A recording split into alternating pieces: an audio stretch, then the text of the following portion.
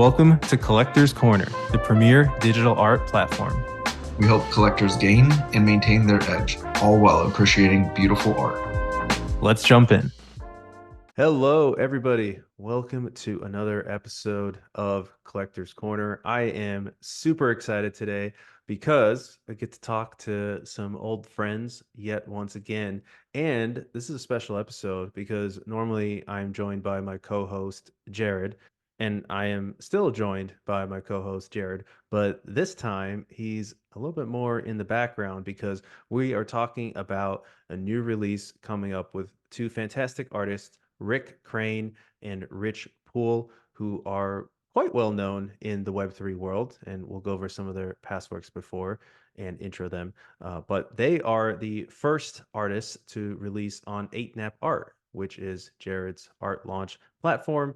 And I mean, it's more than a platform. It does a lot. We'll talk a little bit about that later in this episode. But I wanted to kick it off and let you know it's going to be a 400-piece collection coming out on April 23rd. So mark your calendars. If you're an 8nap Art Pass holder, there'll be opportunities ahead of time, and there'll be a lot of communities getting involved as well. So those are the logistics. Let's talk about the art. Let me quickly throw it over to these gentlemen to introduce themselves. Let's start with you, Rick, then we can go to Rich and then round it out with Jared. Hi, it's good to talk again.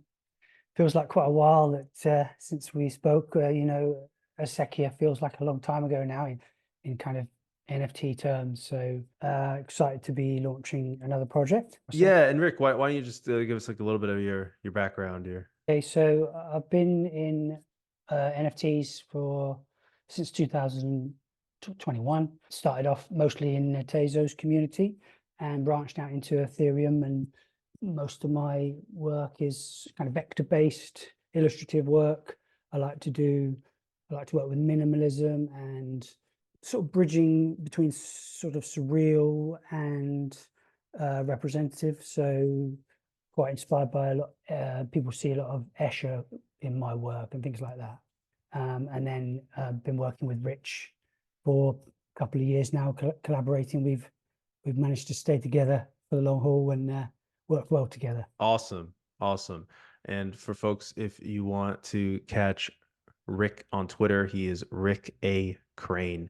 We'll include all that in the show notes. Let's go throw it over to you, Rich. Just a quick intro about yourself, especially as it pertains to Web3 art. Yeah, hi. So I'm Rich. I've been kicking around in Web3 since getting late 2021. So I actually came into sort of NFTs in a sort of slightly roundabout way. I'd been making generative art as kind of physical plotted pieces for quite some time, and a couple of people in that community had kind of already got into NFTs and were kind of chatting about the potential of kind of creating digital pieces. And so yeah, followed them down that rabbit hole, initially via ETH block art, which is for people who don't know, kind of like a bit similar kind of like how FX params works. So actually kind of taking sort of like blockchain data and using that in a more sort of visual way rather than just sort of taking hashes and using that as a seed for randomization. From there, I went to gender art, rest in peace. So did some work there. And yeah, GM Studio as well. So done work with those guys, and then have done I think about 10 projects now in FX Hash. Probably the most well known would be the collabs with Rick. So we kicked off with Miniscapes, and then Acequia is probably the sort of project that people currently will know us kind of best for. Had a really great reception kind of way back when FX Hash was in a little bit of a lull, and it just seemed sort of like landed at the right time and got a heap of interest. That was great. And yeah, we've been sort of deep in the mines for probably like 9 to 12 months kind of working on this project. So it's great to be back to actually talk about that. The last time we were on, we were deep diving Acequia post mint. So nice to be talking about something ahead of time. Yeah, absolutely. And we will show some of your prior collabs. Acequia is one of my favorites. And honestly, I don't think it was the timing. I think the art was just phenomenal. I actually think it was bad timing. It was the bear market when it released. But the art overcame that, which I am super excited about this one as well.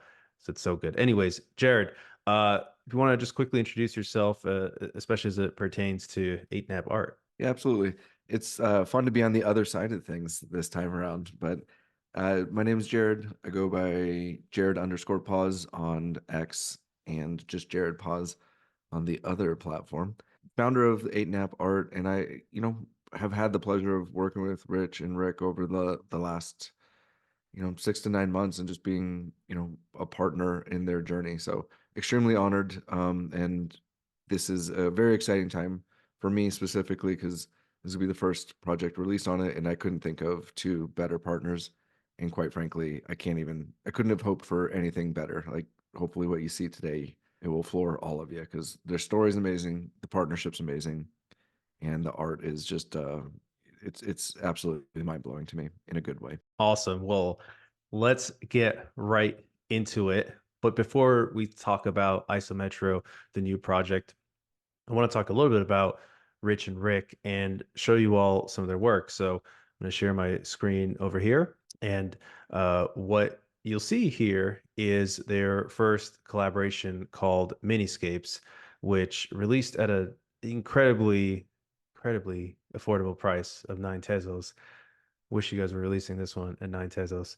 But you can see here that it is actually one of the most popular collections on FX Hash. When I joined, people were talking about Miniscapes a lot. What I think is really fantastic about your work and why I'm so excited about IsoMetro is you are combining disciplines in an extremely interesting way and in a way that just clicks artistically. So I'm going to fanboy here for a little bit because I was telling Jared, and I didn't tell you guys before this, but I think you are the most prolific Web3 art duo. This is going to be your third project. Every one of your projects has been bangers, and it really just, I think, connects with collectors. Like, I think you hit a nerve with what, Jared and I have been calling generative minimalism. I know we're talking about how there's an illustrative component to it as well, based on the style that you utilize here, but you just really nailed all of them. And this is something that I'm really excited about because one of the things that people say about generative art is that it tends to be abstract art, and that is true. But you all have found a way to take it from being purely abstract, bring in that randomization, that collectability, that personalization. Like I can go find one that really speaks to me, and you've done it consistently and continue to up the game. So I wanted everybody to go and check out Miniscapes. Again, this is going to be in the show notes. Everything we talk about will be in the show notes. But just kind of scroll through it and you get a sense of that aesthetic, that feel, and especially for me, the nostalgia that comes from these pieces. And so this was their first collaboration back in May of 2022. At least that's when it was released. I'm sure it started before then. And then the second one here that we've been talking about is Acequia. So that came out not even that long afterwards, November 2022, just a few months later. And this one really took the generative art community by storm. And I think it's easy to see why. Again, you kind of have that really clean, smooth, minimalistic feel, but then you have all this incredible variety. And, Rich was really flexing his math muscles here. We did that deep dive on Acequia, and it was not easy to make all these geometries that you're seeing here. And the variety is excellent. And going back to you, Rick, the palette's just great. I know this was a fan favorite of yours too. This one even had some animation, and it quickly became and still continues to be one of the top projects on the FX Hash platform, and I would argue one of the top generative art projects. And again, it kind of takes generative art, and folks, this is all made by code. It takes generative art and it brings it outside of that purely abstract, which I think is just fantastic, and something that is an evolution of the craft, right? I dare I say the first time that this has happened, and I know people don't like hearing about firsts or people talking too much about firsts, but that's why I'm here to talk about this. And I'm just a huge fan. I'm just a huge fan. So, I would love to just talk a little bit about your collaboration, right? We have some of the dates here, but how long have you all been working together? And maybe we can just kind of rehash why you decided to work together. And we talked about it a little bit in the last podcast, but for folks who haven't heard it, why did you guys decide to work together, and how was that collaboration evolved with IsoMetro? I was kind of looking for some support because someone had taken one of my designs and turned it into a generative project, and I felt like it was too close for comfort. And I went into the Discord of FX Hash to kind of moan about it and see what people felt, and everyone was like, "Oh, it's all right," you know. And I was thinking, "Oh, no, it's not all right. I'm not happy about it." And then Rich, the hero, came in and said, "Yeah, no, this isn't right," you know. And he sort of stuck up for me. And then everyone kind of turned tails on it and sort of said, "Yeah, oh yeah, maybe you're right." And so he helped kind of swing it for me. And then we got chatting afterwards, and he had a look at my work, and he said, "You know, would you like to collaborate at some point?" And that's kind of how it started. We started with Miniscapes very quickly, actually, from connecting. We jumped straight into a project, and it evolved quite quickly into Miniscapes, which I am very fond of Miniscapes, partly because it's the beginning of my exploration into generative art, because I was always more static. I've collaborated with people with illustration, with animation, sorry, but I'd never delved in generative art, and that was sort of beginning of my journey, meeting Rich. Yeah, for me, it's like Miniscapes was hit really well because I think everybody can relate to landscapes in some way. They were just super minimalist, and they're very sort of shareable. Like, I like to share them on social media with a GM or a GN because they've got the day and the night versions. So yeah, that was the beginning, and we have kind of worked together ever since. There've been a few gaps where we've stepped back and not had a project on the go, but mostly for those 2 years, maybe. Yeah, we've been working together. Sort of awkward times, him being at the other side of the world. We often have to kind of meet in the morning or last thing at night. So kind of spend the whole day working on something and then catching up at the end of the day. So that's interesting and a bit challenging at times, but otherwise it's a great partnership for us. Yeah, that's right. So for folks who don't know, Rick is in the UK and Rich is in, oh my God, New Zealand, right? Not Australia. New Zealand. Yeah. Okay. I knew it was one of the two, but very far away. So that's even, it's a true Web3 story. Yeah, Rick's kind of covered kind of like a lot of that came together. I think initially, and I'm sure he won't mind me kind of saying, I think one of the things we bumped into as we were working through Miniscapes is that, as Rick said, all of his work before had been sort of one-of-one kind of work. And so the benefit of that is, you can put things exactly where you want them to be. And if it doesn't work, that's cool. You move it up a bit, you shift it across, and people only see the final output. Nobody kind of has seen all the things that you kind of threw onto the cutting room floor and ones that didn't work. And so with Miniscapes, we didn't, in any generative project, you don't have that advantage. Once it's out and people have minted the piece, you can't do a take back and go, right, can I just swap that output for one of these that I've got stored away, which is better. So that was probably, I think, the biggest kind of thing that we kind of worked through together, is to go, right, where's the right balance of kind of taking Rick's sort of pre-designed elements and putting those together, while still bringing in the kind of ghost in the machine that kind of generative art brings, so that you're still getting the ability to delight and surprise people, and get outputs that do genuinely feel generative and random, rather than just kind of cookie cutter kind of, right, we've got one background, we've got one middle ground, we've got one foreground, and we just kind of pick from each of those. So that, I think that was probably the toughest part that we kind of worked through with Miniscapes. I think by the time we got to Acequia, I think we both kind of got into more of a kind of a vibe with that, and were kind of pretty comfortable with kind of where that kind of optimal mix lay. I think in terms of the partnership, we did kind of joke that Acequia was crazy full on. Like, I was working some ridiculous hours, and we basically just kind of worked like 7 days a week on that project for like 4 or 5 months. And so when we stopped, it was almost like ending like coming out of like a long-term relationship, because we basically spoke every day, quite often, like twice a day. And so it really was this kind of like, it's not you, it's me. Kind of at the end, it's like, I can't believe we're not going to talk every day anymore. And so yeah, after that, we kind of knew, I think, even then, we wanted to do a third project, but we didn't have an immediate, right, this is what we know we want to do.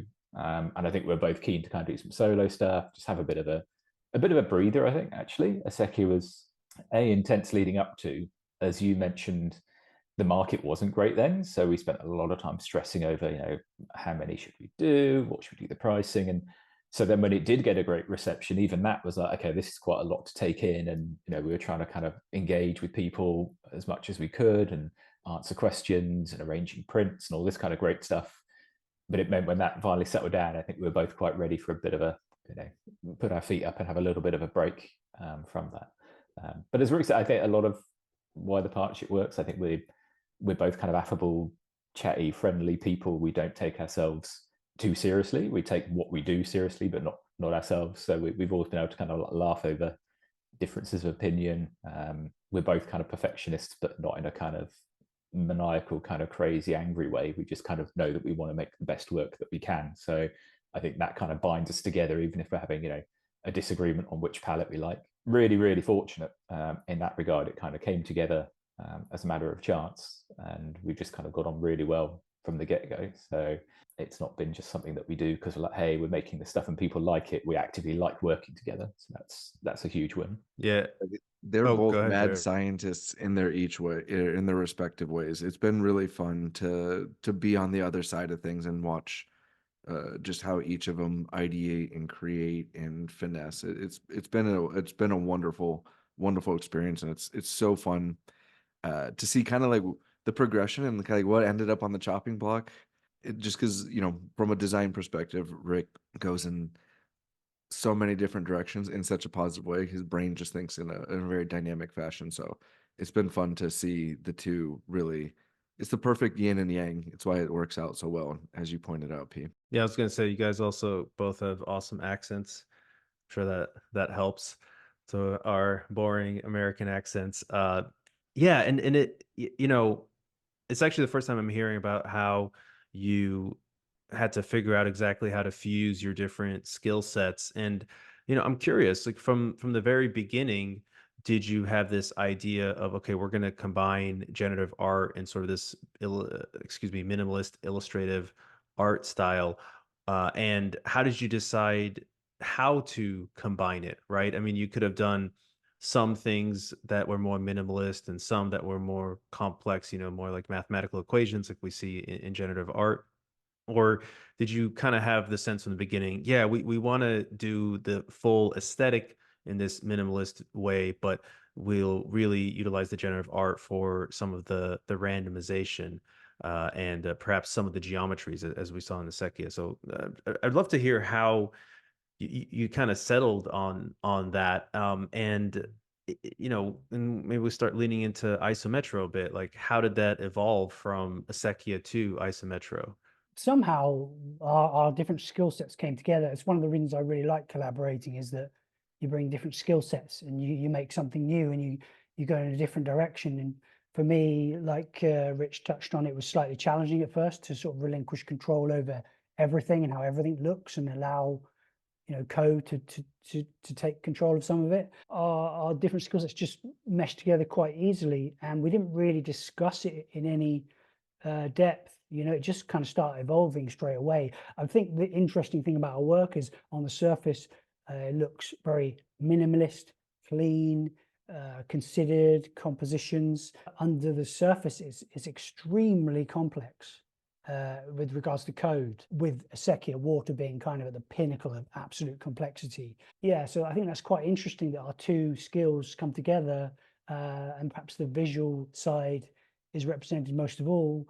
But like I said, the complexity is there underneath Richard's side of things. Yeah, and I think what we wanted to try and do is have something where the fact that it was generative was an extra layer of kind of cool.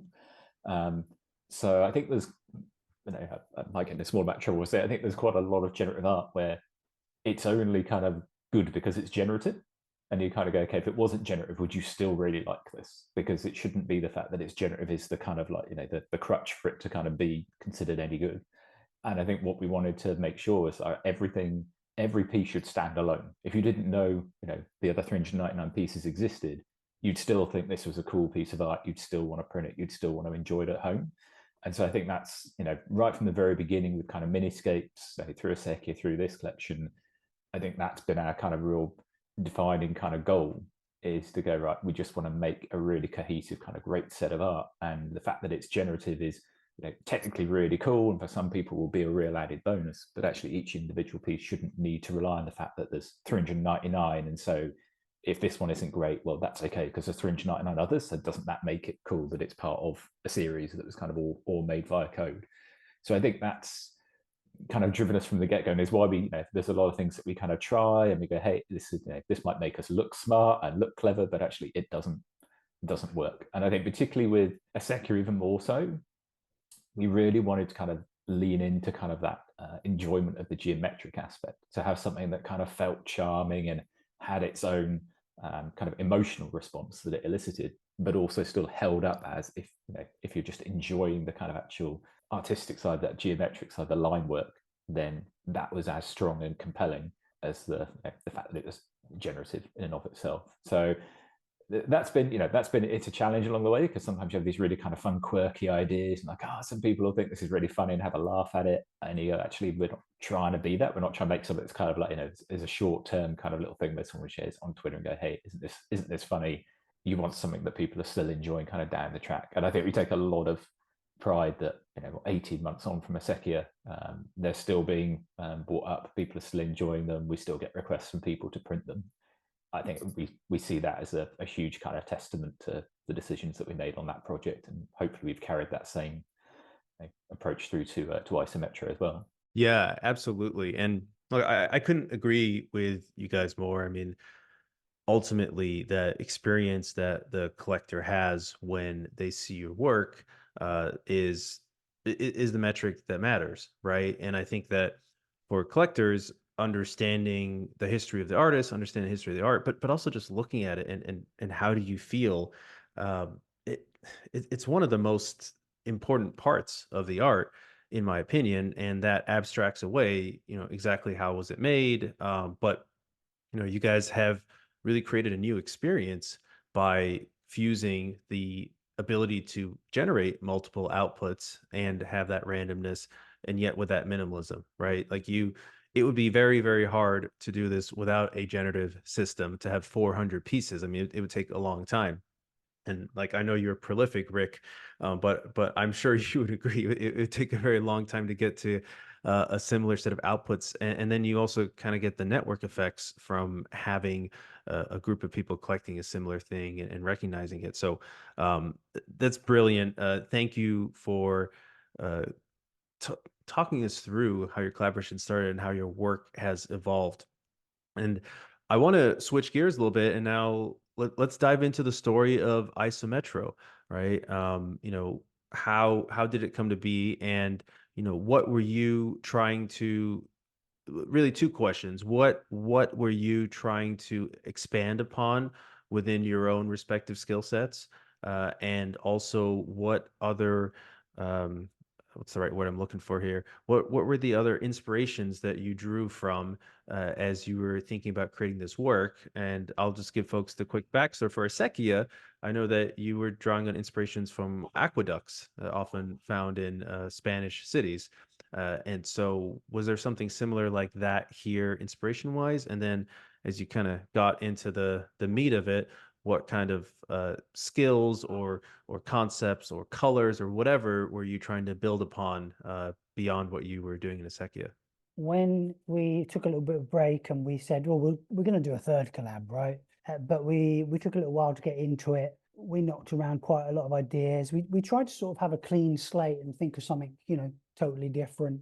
But there was this thing of like, we had set the bar really high. Like, we didn't know it was going to be like that, but Acequia has set the bar really high. And it's, they say about doing the third album or whatever it is, it was quite a challenge to think this has got length, this is gonna be good, So we dabbled in a few projects, we even got as far as like animating some stuff, it was all coded up, but we just weren't really feeling it.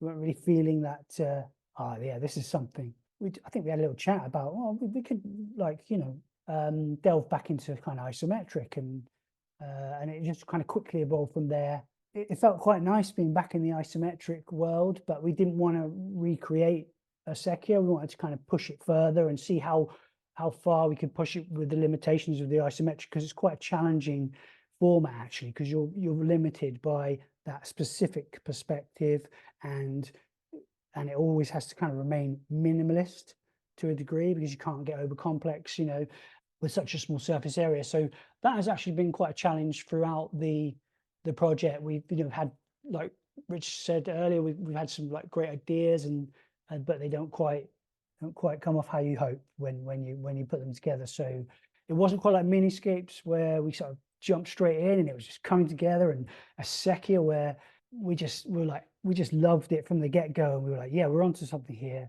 It was kind of a slow warming to, and actually now at a point where we absolutely really love and are proud of what we've done, and still kind of in the perfecting area, in a couple of weeks to go. Yeah, and actually, before we throw it over to Rich, I wanted to ask you about that. What you might have had to do differently, Rick, to keep that minimalist feel, but now we're going to kind of like a dense urban landscape that we're showing here, right? So in some ways, I was it more of a challenge to deal with a place that in your mind is like full of all sorts of stuff, but trying to represent that minimalistically. And as you respond, I'm going to show the first preview here on the screen. This is live on Twitter. How did that push your minimalist skills, if it did, and how did you overcome it? When we did Acequia, it felt like we designed a lot of cubes. We did a lot of design work, and this has just kind of made that look easy. That element of it.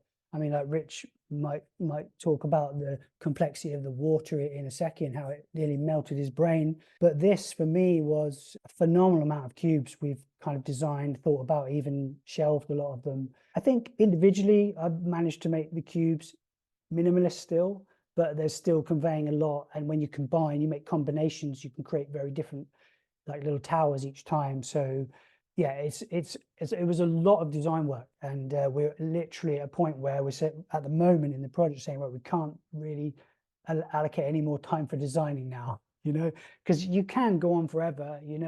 Cities are complex and diverse places, and you can have so many different ideas around it. But actually, we've been found as we've gone further down the line, we've stripped back quite a lot, and just kind of making perfect, making good with less. The nature of the being sort of metropolis, it's really good fun when you hit refresh on the outputs, and everyone feels different and gives you a different vibe. So yeah, it's been a lot of fun. It's been a lot of design work though. Yeah, and I'll say, especially with what you have on screen now, there's some really fun pieces that have been programmed in, whether it's the trees. This one's actually pretty special because it has a soccer court or football for our international fans, Yeah. right up there in the upper left. Right. I mean, the amount of time and attention that went into the geometries, the lighting, the shading, I mean, it's just the more and more you dig into these and stare at them. I mean, I've been clicking through all of the test outputs and just completely enamored with them. Like I can't even like decide which one's my favorite, because they all just they're engaging in their own special way. I'm quite pleased because it kind of harks back. It's kind of on brand for us, and it harks back to Acequia in many ways with the isometric and the shading, and the little roads running through. But it also reflects, in a way, Miniscapes with that kind of simplistic landscape and the kind of it's quite cute, but at the same time artistic. So I kind of like how it kind of bridges what we've done before. Well, and speaking to that bridging, Rick, like, I don't know if some of them have come out, but some of them are like a nod to more like the Spanish style, the heritage that you come from, and it really transitions into these very modern settings. And I think you took some inspiration from very, modern structures also that will have guest appearances sporadically, and it covers such a great bandwidth of architecture, and it's really, really fun and engaging. Yeah, I mean, this particular grouping, it kind of sits in the middle between more sort of traditional or ancient architecture and the much more modern. So we've got some kind of older stuff, could almost be medieval, and we've got some really hyper modern, futuristic, not quite futuristic almost. We had to kind of set some limits on ourselves, because there are many different styles of cities, and we could have gone on forever. And it might have been nice to explore other styles. We did try some sort of Asian stuff with like Japanese style, but it was some of it just, it's like I said before, it's quite tricky working this isometric, and certain angles just don't work. So you've got to kind of stay within a certain parameter. But yeah, I hope that we've managed to get in, a little bit of something for everybody. Well, and I gotta say, I mean, I've had the pleasure of seeing a couple more outputs than we'll be able to see here, and like I want to live in every one of these cities. Like that tells me something, Like I want to go into this pool. I want to play on this pitch. It's pitch, Jared. The word is pitch Yeah, that you're looking for. No, football I'm just pitch. kidding. And yeah, I mean, you guys again, you really nailed it. But I'll stop gushing over it, and I want to throw it over to Rich and ask you the same question. How was this different than Acequia, and what were you trying to explore or push forward? Yeah, I think with Acequia, this is one of the challenges we faced as we were kind of working through IsoMetro. Acequia was almost, we kind of pulled everything back as much as we possibly could. And then actually towards the end of that project, we must have removed half a dozen to a dozen kind of sort of like cube designs that were like, actually, these are kind of a novelty, but they're not working as as well as the core set. And with a city, it's a living, breathing, busy, kind of bustling kind of place. And so when we were initially kind of working on IsoMetro, we kind of probably went kind of too full in on that. So we'd kind of, we've got all these different things going on all the time, and different cube styles, different window styles, different kind of sort of tunnels. You get the, some that were enjoyable, but it kind of felt a bit too chaotic to then enjoy the aesthetic of it. One of the things we've kind of bounced back and forth a lot is kind of, have we got that right balance between this feeling representational, and you can kind of look at it and kind of imagine yourself, kind of like, working up in one of the high rises, or in one of the pools, like you said, while still being able to enjoy the fact that this is obviously a geometric kind of a piece of art. We're not trying to actually go, hey, this is a real city, and we've just taken a kind of a kind of illustrative kind of photo of it. We're still trying to let people enjoy the repetition of some of the elements so that it kind of feels cohesive and comes together. So I think that was a bigger challenge than Acequia, because we're working here with a lot more different sort of styles of cubes. We've got obviously like sort of, in the night pieces, we've got kind of very sort of like different lighting rules coming together. We've got the towers that, unlike Acequia, where every cube was only one high, we have towers now that can kind of burst up and out, and that creates kind of great visual interest, but also sort of design challenges in terms of balancing the ratios of that, so that we get some that feel really quite dense and like you're in the middle of like some sort of financial district, and then others where it feels a bit calmer and a bit more mellow as well. So that, I think that's probably been both kind of, from a design standpoint and from a kind of a technical standpoint, one of the biggest challenges.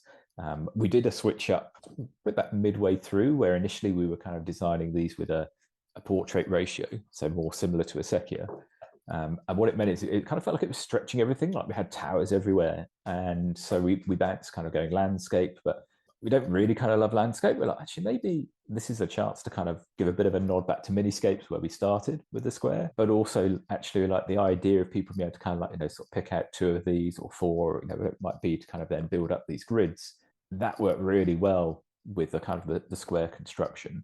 And it just seemed to frame things and give you a bit more sense of being in and immersed in this city, rather than kind of looking down on it from up high. So there's been quite a lot of what seemed like quite simple changes, but really quite impactful to kind of really go, how do we get the most out of this kind of city and metropolis kind of style, without it kind of feeling, especially oh, it's just a city and it's a bit bland and kind of like all cities look the same. So that's something that me and Rick spent a lot of time, is to how to still sort of stamp our identity on it, whilst trying to do the most with the kind of the city aesthetic. And we hope it resonates. Most people do live in cities. Me and Rick, actually, we're kind of out in quite sort of small town, so maybe that's why kind of Miniscapes and Acequia was our first port of call. But I think we both kind of, after Acequia, we still had this kind of itch to scratch if we want to do more with this isometric side of things. And so maybe that's why we kind of just naturally kind of gravitated back to it. So I don't know if we'll do a third. I think after that, it might be after that we go, right, maybe we go something completely different. If we do a 4th collab, maybe it won't be isometric. I think perhaps 2 is the sweet spot, and then you've got country and urban, or city and country, whatever people want to kind of think of it as. What you pointed out about collecting in these grids, I think, is a design decision that you guys made that, I think, is very, very astute to the way this project is intended to be viewed, potentially as a collection. Not only is it logical, right? Because mainly a lot of urban cities are laid out in these like gridded cities, but I really look forward to a lot of the collectors curating these grids that are going to be, I think, very representative of their passions and how they take their own spin on their urban experience. So it's something that I'm really looking forward to seeing how this collection evolves and the staying power associated with it based on it, again, what seems like a simple decision about the format being a square format, but I think it's just going to lend itself to this very, very beautiful curation that I'm super excited to see how the community really embraces this. Yeah, absolutely. And I just want to point out to folks, if you are listening to this and not watching on YouTube, hop on YouTube for a second at this point and check this out. I mean, the diversity of colors here is brilliant. And then on top of that, you have your elements here that stay true to their original colors. So it's not like everything's kind of being washed over by the palette. And then there's just like these little things like this tree hidden back here, which is awesome. And to your point, Rich, the different cubes, the different geometries, how they combine, how they work in a way that feels like consistent architecture, like you would see in a real city. Really, really beautiful. And I mean, same thing here. You got your green trees. You got like the same blue of the water. This clearly looks like a sunrise scene, contrasting with a night scene. And I think it was a fantastic choice to get this to be more of a cubes or grid style to bring in that collectability. But before we go into some of these other elements like the collectability and all that, I actually wanted to quickly throw it over to you, Jared. Maybe you can say a couple words about 8nap art, why you wanted to work with Rich and Rick, and anything that you might want to say about the curation process. Because then I'm going to throw it back over to them and be like, well, why did Rich and Rick decide to work with you and 8nap art? So I wanted to give you the quick spotlight on 8nap art. And one thing that if you could touch on as well is I know this project is going to be fully on chain. This is going to be on Ethereum L1, folks. This is not an FX hash project. I'll make sure I add that at the beginning, a little intro as well. But I know that's one of the elements that you care about with 8nap Arts. I wanted to tee that up as well. But I'm going to go ahead and stop my screen share here for a second so you can get the full attention of the audience.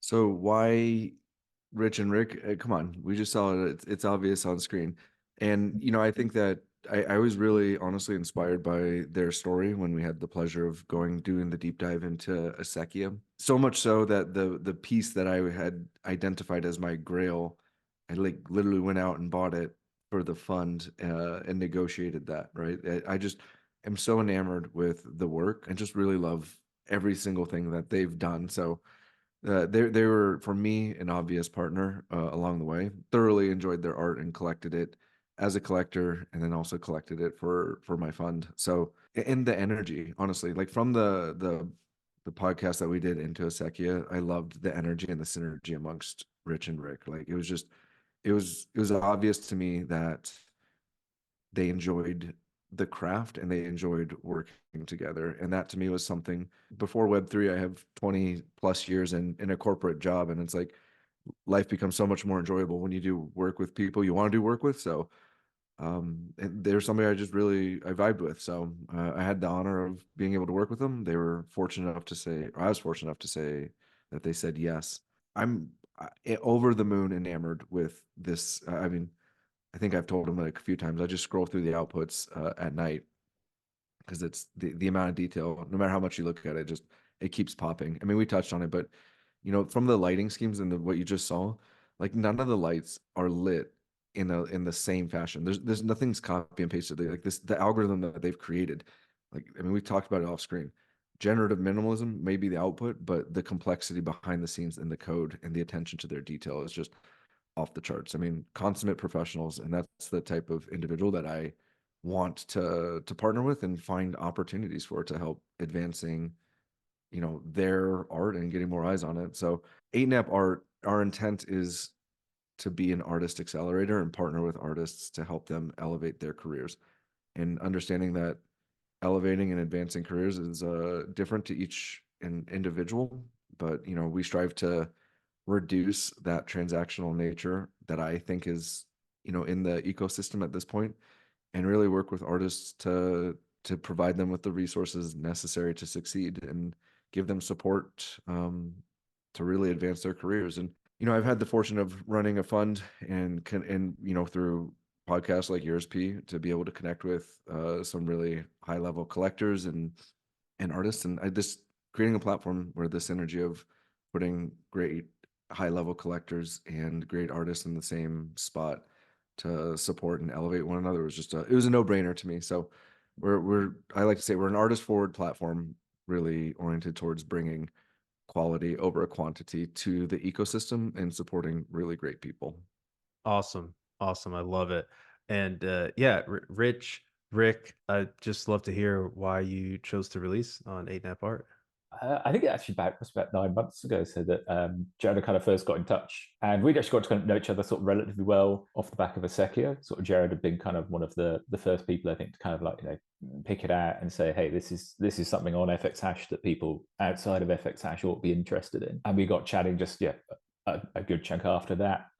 We obviously came on, showed you guys, did the deep dive with Acequia. And I think just a sense I got was just someone who's just really authentic in the space, actually, was kind of here for quote unquote the right reasons, and to kind of go, look, hey, there's a financial angle to all of this stuff because it can be bought and sold. And that's anyone who kind of sticks their head in the sand about that is kind of kidding themselves. But someone who is going, well, let's actually value stuff that should be valued. So let's not kind of just chase after a kind of a frenzy and a FOMO, but let's actually kind of inspect this and go, look, what's making this great? What's it making us feel? What's it achieved that hasn't been done?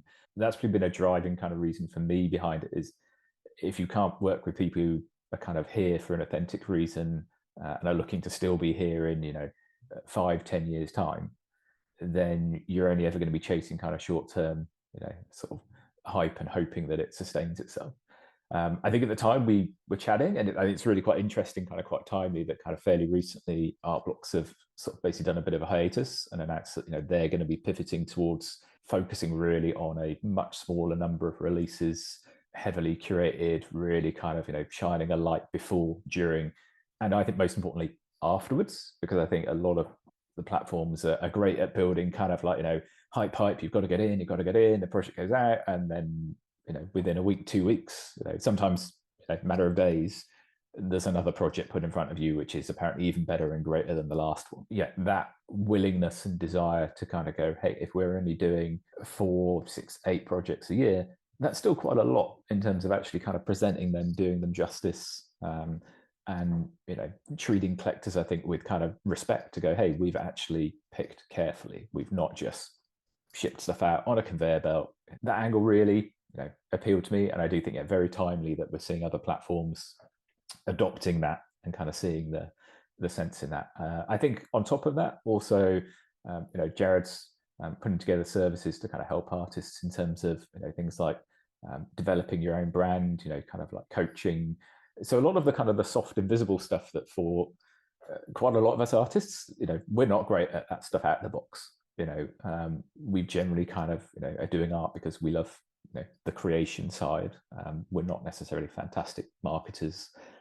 We don't know the ins and outs of that, so we don't necessarily have the connections. So I think Jared was really upfront about that's where he felt the value add would be, as much as helping with kind of just having Twitter reach and that kind of thing. So yeah, it's just been really kind of fun to work with him. He's been super patient with us. As I mentioned, Rick and I, we are perfectionists, so we had a couple of projects we started doing, and we were thinking, yeah, I think these could be great. And Jared was like, hey, I love how they're going. And then we just kind of decided that they're not good enough. Is that what you mean? They're not good enough. We're not doing this one anymore. We need to find something better. And he didn't kick and scream. He's like, hey, you guys need to put work out that you are happy with. That's been quite refreshing. I have done some work before where the platforms always go, look, we don't mind if you don't like it, we can still sell it. And so I've had to be the one in that case to go, no, stop. Whereas Jared's been really upfront and honest to say, look, you guys need to be happy with the work and be really proud of it. Yeah, been a really great experience. It's been just really supportive. from the distance when we've said, hey, back up a bit, we just need to kind of deep dive, and then kind of when we said, hey, we'd love your input, he's come in and helped us on that. Well, that's really awesome to hear, and I hope that as time goes on in our industry and it evolves, we hear more and more that this is the care that platforms are putting into. And I'm not speaking to any other platforms. I don't see how the sausage is made, but this feels like the right way to do it. And I think that, to your point, Rich, like being able to work with the art afterwards, right? Being able to celebrate it and not just move on to the next thing like it barely happened. This is something that I think about a lot too. And because look, that's great for collectors. It's great that you showed up here. I mean, all sorts of time zones represented here on this call right now, to make this happen. And I think that we as collectors really appreciate that. And one thing that I wanted to, now kind of coming back to the project itself, you guys talked about creating grids. And I know that I've been in Jared's ear, and he's been telling me that there's a lot of fun kind of features here that collectors might be able to connect with. And so I'm curious, like what did you purposefully try to bring in, whether it's metadata or traits or scenes or color palettes, whatever? What kind of things did you try to include here that you think collectors might enjoy? Things that they might be able to look out for. Cool. I think we've got actually really quite a lovely mix. I think for some people, the palette is probably going to be the key thing they chase. There's a few palettes in here that are absolute personal favorites of mine. I think there's one in particular that we haven't shared yet. We'll probably keep this for kind of late in the Twitter Farcaster kind of sort of tease process. That is probably the favorite palette of any work that kind of Rick or I've done. I just think it's going to be the iconic one across the collection is my kind of expectation and kind of hope. I suppose it's similar to how kind of sort of CMYK is for some people in Acequia. It's like the one that people are kind of chasing down. I think the palette's going to be a huge element. I think particularly in the grids, we're going to have people who maybe look to kind of get maybe a one palette, but then do a kind of a close, mid, far, or across some of the different sort of city kind of styles. One of the things we're still working on this, literally before and after we're recording this, is also doing some stuff that leans into some of that geometric and kind of pattern-based behavior. So there will be some pieces that are less sort of representational and actually have, I suppose, almost like a sort of quasi kind of archetypes kind of vibe is maybe kind of the sort of direction we were kind of heading with some of these, so that they really just kind of riff on the sort of window styles and the kind of tower styles and just bring them to the fore, so that we can, for the people who kind of enjoy that kind of thing, there'll be options to pick up pieces like that as well. Obviously, we've got the very sort of distinct sort of city styles as well. We haven't as yet, I don't think, sort of teased sort of one of the more unique ones. I can see that being really quite popular because it's a really very different type of kind of city aesthetic. And apologies for not teasing and spoiling now exactly what that is, but we like keeping some things as little secrets. I think we've got some nice kind of obviously sort of touches. We saw things like the football pitch and that kind of thing. So we've tried to keep those, not get overboard with them. I think trying to have it so they kind of work within the context of the piece. I think we're really keen to avoid kind of doing gimmicks, so that they would kind of give that short-term kind of sugar rush of like, hey, this has got this in, and then actually the more you look at it, the more you're like, okay, but it's kind of, it sticks out. It doesn't actually kind of add overall to my enjoyment. And if I put it up and hang it on a wall, maybe it actually starts to nag at you. So I think that's something where we've been kind of hypercritical ourselves to try and make sure that we're still true to Rick's style and to the kind of generative minimalism sort of side of things, that we don't kind of veer into just putting stuff in because we can. I think there'll be, for the night palettes, there's some variations on how like the lighting patterns work. And actually even just yesterday, we were also working on some other kind of variations in terms of how the sort of towers are constructed. So you'll see in kind of this piece, for example, the towers are symmetrical. So the left and right side of each tower is actually constructed in the same way. So that's not always going to be the case. And there'll actually be some kind of different things happening in terms of how those towers are kind of constructed and what they pick from. So I think there's a heap of diversity there, while still trying to keep thing is consistent, so that it doesn't feel like 2 or 3 kind of collections sort of sandwiched together. That's our intention, and feeling pretty happy with how we've landed that so far. And I'll hop in to say, I think that, I mean, an urban environment has these night and day settings, right? And I think that that's important. You can cycle through these cities on their own accord, and I think that that's what's like really important, is you're starting to pick up on the subtleties of it. I think I can share some stuff if Rick and Rich will let me. We're kind of teasing some stuff out in the background. Do you mind if I pull some of those forward? So this is one of my favorites, honestly, that I'm about to share.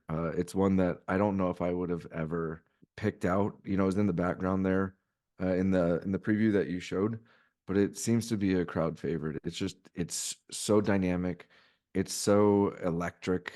It's almost like a neon night scene. It feels incredible to me. You can see one of the things that I think that is really intriguing, that I've enjoyed in the collection, has really been some of the different aquatic features. The Rich and Rick have done a phenomenal job of jumping into, I'll call stylistically, how these accent the urban landscape, and they feel somewhat like they soften up like such a hard urban street scene. So, but this one is really really prolific to me, and I just really love it. The other thing that's like really cool is similar to Acequia. They had the different zooms. So I think that you'll see kind of like this one's a little bit further out, so you get a lot more congestion. There'll be some a little bit closer. So that's been some of the fun details I've enjoyed in this one. This one I share because this is actually in the background of the other preview that was sent. I like this one because it has more of a softer tops. The stairs feel like I could be sitting on the Spanish Steps having a glass of wine, just really enjoying life at a little bit smoother pace. What Rich and Rick have done is really integrate the feel of the design and scaled it to the city. I mean, these are just absolutely stunning to me. And if they let me do one more, I might do one more. But if not, if I get cut off, yeah, see, I'm getting cut off. I'll let you back channel that and jump in and just say what pops out at first is the colors. I mean, you guys have brilliant palettes, as you did with Acequia and Miniscape, and they just keep getting better. But I love the nuances. So I was mentioning in some of the earlier pieces, all the trees are green, right? But then in that neon one, the trees are kind of like that pinkish purple. So just like a little detail that I think makes it fit so well, that theme. And on the geometric side, like I love these different paths, right? Like in some ways, most cities probably don't have as many winding paths going in and out of buildings, but I like that. It almost like I want to know where they go type of a thing. It kind of feels like an exploration.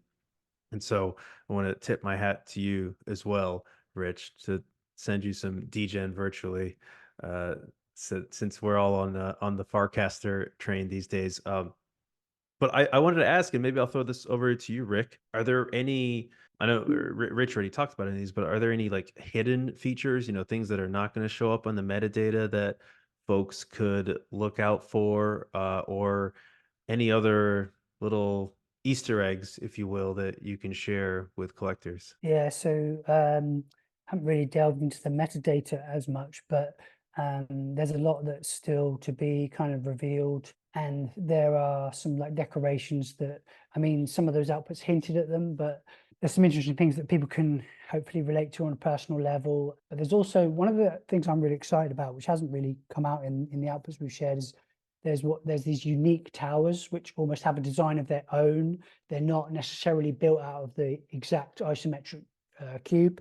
They are more designed to be a tower in themselves, and they are dotted around in the outputs, and they stand out quite strong, still sort of blending with the overall output, but they have a real sort of presence. And I've found those to be one of the most exciting and pleasurable aspects of this project, is these kind of unique towers that bring something different, and there's a contrast, yet they still sit comfortable. So I'm really excited for people to spot those. When we started the project, we got all excited, and I remember Jared also was like coming in and saying, "We got to have the Eiffel Tower in there. We got to this, that, and the other." And it was like, yeah, God, there's so many things we could do, but after a while, it felt like actually we're making a lot of work for ourselves and a lot of challenges that may not work in the end. And when we strip it back and kind of stick within the isometric cube, we actually have explored that a lot and pushed that to the limit as well. Yeah, absolutely. And I think that in some ways, not having hyper distinctive features of specific cities is better for the collectors, because then you kind of fill it in with your own mind, right? You fill in, okay, well, oh, this reminds me a lot of, New York or Hong Kong, or like Madrid. Sorry, I was Yeah. like, think of a Spanish city. So I got one. Like I said, we had so many ideas, and we actually started to realize, well, if you're going to try and be too representational, like let's say we chose to do Paris and we did the Eiffel Tower, and then actually we need to kind of make all of the architecture sit right, because you can't have the Eiffel Tower, then you got to have the Sacre-Cœur and Notre Dame, and it gets a bit complicated, and you've made an impossible project for yourself. So I think it was better, like you say, to kind of sit in that place of slightly abstract, slightly representational. It leaves a lot for the imagination. Yeah, awesome. And Rich, any kind of nuances that might take folks a little bit more time to find, maybe not in the metadata from the more geometric, isometric side? Yeah, so there's actually a few things that we won't probably put in as traits, because I'm not a huge proponent of kind of having traits for every last part of a collection. I think they're best used actually to kind of help people with a bit of discovery and kind of putting sets together. But I think if there's stuff that if you have to squint and point it out, then it probably doesn't need to be a trait. So yeah, there's actually some of those. There's also some things that we sort of dice roll behind the scenes that can kind of vary within sort of the individual kind of cities as well. So that could be down to kind of like, how often things like the roads are appearing, the kind of overall sort of density. We're doing some work around sort of like the, I suppose, sort of shaping of the sort of underlying sort of landscape, I suppose, in terms of like heights and things. So a lot of that will just be allowed to kind of roam free. We won't be picking that as traits. So yeah, to me, a good trait is one where if you put two pieces side by side and one trait is different, you can immediately tell. If you can't tell, then probably drop it and then keep it kind of more focused. So that's the hope. I'd imagine for most people, kind of the traits that matter. Palettes are a nice, easy, kind of obvious one, but I think things like the scale and the city style are probably going to be the ones that will matter for people who are looking to kind of build up either sets or grids and that kind of thing. So that will probably be the main focus in terms of trying to let people discover. Awesome. Well, I cannot wait. So again, everybody, this is April 23rd, IsoMetro, Rich Poole, Rick Crane, 8nap Art, first launch. There'll be more details coming out on the different folks who have allow lists or 8nap Art Pass. But I want to just throw it back to my guests for some parting words. Please, Jared, if you'd like to kick us off. First off, I want to thank you, P, for really highlighting the genius and the attention to detail that these two have put into the project. I can tell you with all of my heart that they put a lot of blood, sweat, and tears into making this thing what it is today. I know we all get to enjoy the art, but as you said, getting to see how the sausage is made, so to speak, has been really, really an amazing journey for me. So thank you to Rich and Rick for allowing me to be a part of your guys' journey. I couldn't be more proud of the outputs here. As Rick said, there's some really stunning architecture that will show itself in some of these outputs. I'm completely enamored with it. So I just want to say April 23rd, please pay attention to the details. There's going to be a series of allow lists and public mint.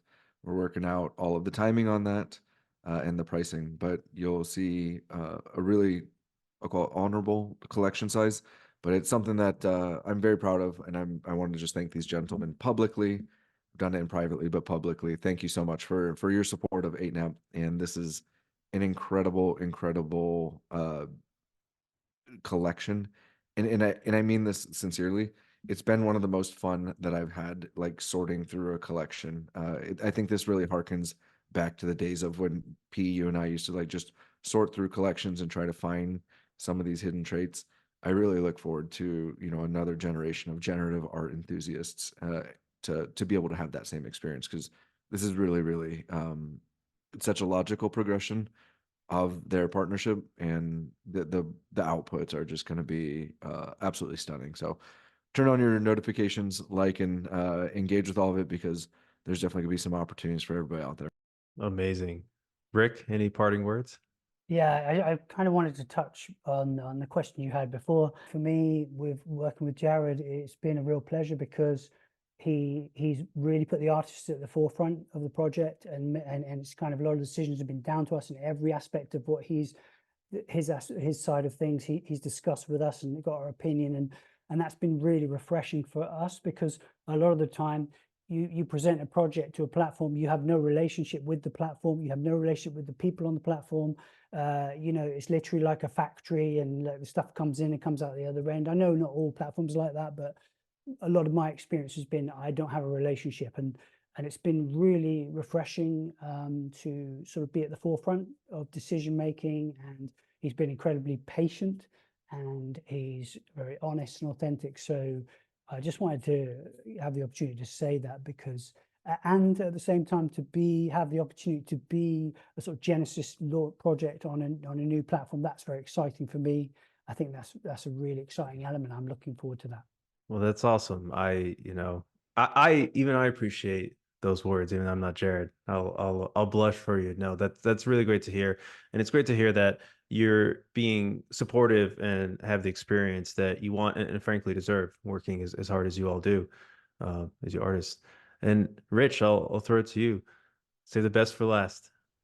I think I just echo what has been said. I think particularly from Rick's side, Jared's patience and support has been unwavering, even in the face of two indecisive kind of artists kind of making so what might seem sometimes kind of odd and strange decisions. So I think that's been phenomenal. I think both of you just for the support kind of throughout the work that we've done and for this project as well. And just for everybody listening, thanks for sticking with us, because it has been a little while since we did the last collab as well. We've still had people kind of like chipping in and kind of still sending us nice messages about previous work. So that's really been fantastic. I think the only thing we have sort of mentioned, prints is an important aspect for us. So that will be something that we'll be supporting and kind of helping people with. So hoping that we can get people putting up individuals, grids, or types of bits on their wall. But otherwise, just thanks for the time. Really appreciate it, and always great to talk to you. Awesome. Well, thank you guys again. Thank you for making the time, early, late, somewhere in the middle, all over the time zones, all over the world. And I cannot wait to hear more about the prints. Hopefully we'll be doing a deep dive in a couple months, and I'll get a print back there in the background of IsoMetro. So I know a guy. We might be able to hook you up, P. Awesome. I'll look forward to it. Thank you, gentlemen. Really appreciate your time. Thank you, everybody, for listening. And we'll have all of this out on socials, etc. And looking forward to it. Until then, I hope you all have a great rest of your day, night.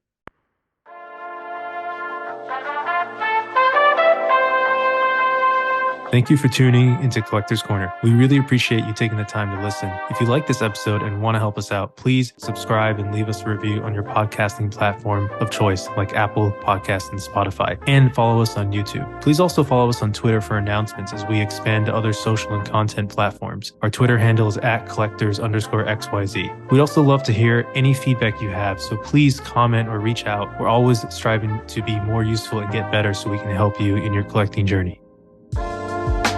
The Collector's Corner team and their guests are not registered investment advisors. All views expressed on this podcast are personal opinions and are not specific inducements to make particular investments or investment strategies, and should not be relied upon for investment decisions. This show is solely for informational and entertainment purposes only. Before making any financial decisions, please consult a professional.